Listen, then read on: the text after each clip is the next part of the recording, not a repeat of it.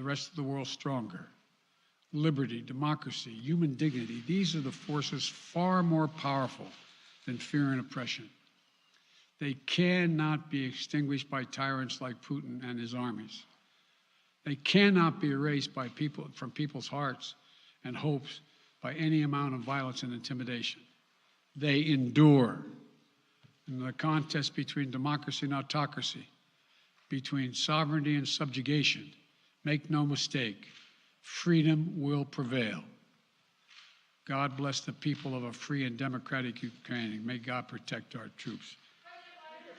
Mr. President. Associated Press, Zeke. Speak with President Putin at this point, and what interactions have you had with the Russian government? I heard the first part. Do I have any plans to speak with Putin at this point, and what? What communications have you had with the Kremlin as far as military operations in Ukraine and making sure this does not spiral into a larger conflict? Well, it's a large conflict already. The way we're going to ensure it's not going to aspire to a larger conflict is by providing all the forces needed in the Eastern European nations that are members of NATO. NATO is more united than it's ever been, and I have no plans to talk with Putin. Wall Street Journal, Tarina. Mr. President, you didn't mention SWIFT in your sanctions that you announced. Is there a reason why the U.S. Isn't doing that? Is there a disagreement among allies regarding SWIFT and whether Russia should be allowed to be a part of it?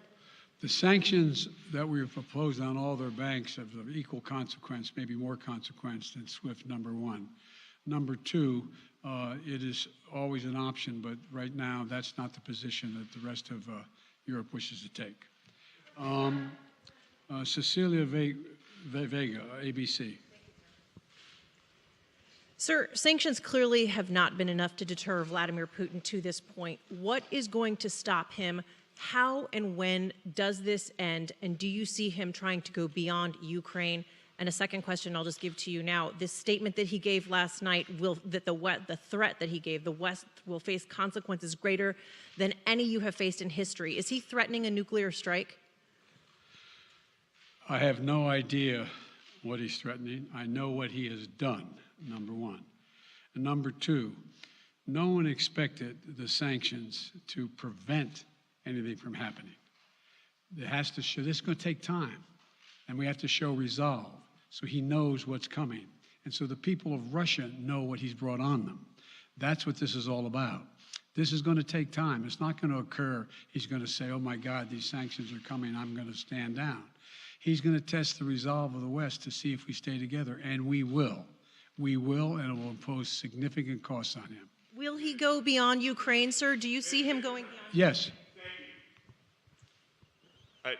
Two topics, just really quick. First, markets are down and gas prices are up. I know you always stress the difference between Wall Street and Main Street, but everybody seems to be in for some economic pain. How economically painful is it going to get for people in this country? And I do have one more question. First of all, there's no doubt that when a major nuclear power attacks and invades another country, that the world is going to respond. And markets can respond all over the world. So there's no doubt about that, number one. Number two, the notion that this is going to last for a long time is highly unlikely as long as we continue to stay resolved in imposing the sanctions we're going to impose on Russia, period. What's the next question? I'm sorry. The next question is, did you underestimate Putin, and would you still describe him the way that you did in the summer as a worthy adversary? At the time, he was, I made it clear, as an adversary, and I said he was worthy. I didn't underestimate him. And I've read most of everything he's written. Did you read I shouldn't, I'm not being a wise guy. You heard the speech he made, almost an hour's worth of speeches, why he was going into Ukraine. He has much larger ambitions in Ukraine. He wants to, in fact, reestablish the former Soviet Union. That's what this is about. And I think that his ambitions are completely contrary to the place where the rest of the world has arrived. And with his ambitions, your confident that these devastating sanctions are going to be as devastating as Russian missiles and bullets and tanks? Yes, Russian bullets, missiles, and tanks in Ukraine. Yes, I am. Thank you, President Biden. If sanctions cannot stop President Putin, what penalty can? I didn't say sanctions couldn't stop him. You've been talking about the threat of these sanctions for several weeks now. Yes, but the threat of the sanctions and imposing the sanctions and seeing the effect of the sanctions are two different things. They're two different things. And he's going to begin to see the effect of the sanctions. And what will that do? How will that change his mindset here, given he's Because it attacking will so Ukraine as we weaken his speak? country that he'll have to make a very, very difficult choice as to whether to continue to move toward being a second-rate power or, in fact, respond. You said in recent weeks that big nations cannot bluff when it comes to something like this. You recently said that the idea of personally sanctioning President Putin is on the table. Is that a step that you're prepared to take? And if It's not a bluff, it's on the table.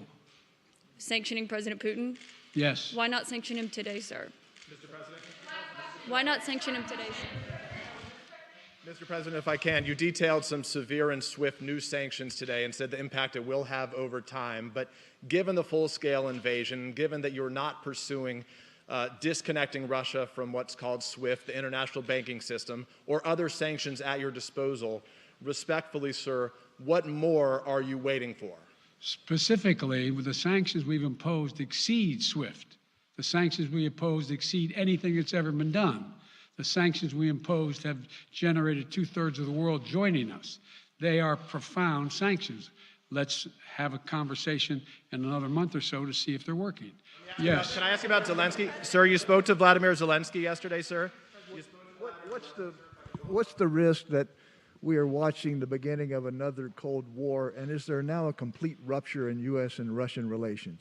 There is a complete rupture right now in U.S.-Russian relations if they continue on this path that they're on.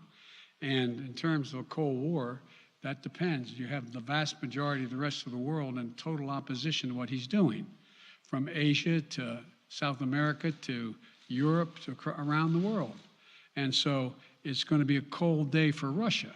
The idea, you don't see a whole lot of people coming to his defense. And are you, if I could follow up, sir, are you urging China to help isolate Russia? Are you urging China to help isolate Russia? I'm not prepared to comment on that at the moment.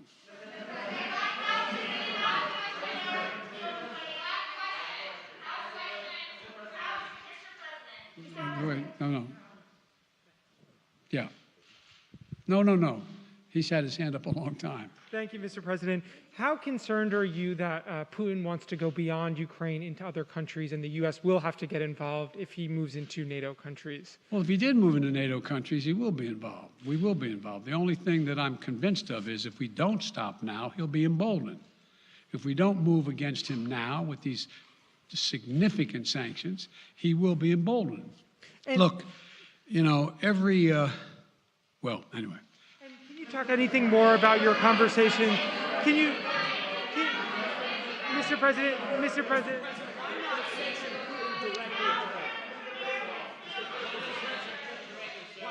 not sanction Putin directly today? Defense partner for the I'm sorry, I can't hear you. Sir, India, which is a major defense partner of the United States, is India fully with you on the issue of Ukraine and Russia? Does the Defense Department of the United States? Sir, India is one of your major defense partners. Is India fully in sync with the United States on Russia? We're in consultation with India today. We haven't resolved that completely. One more question. Okay, thank you all very much. Thank you. Mr. President,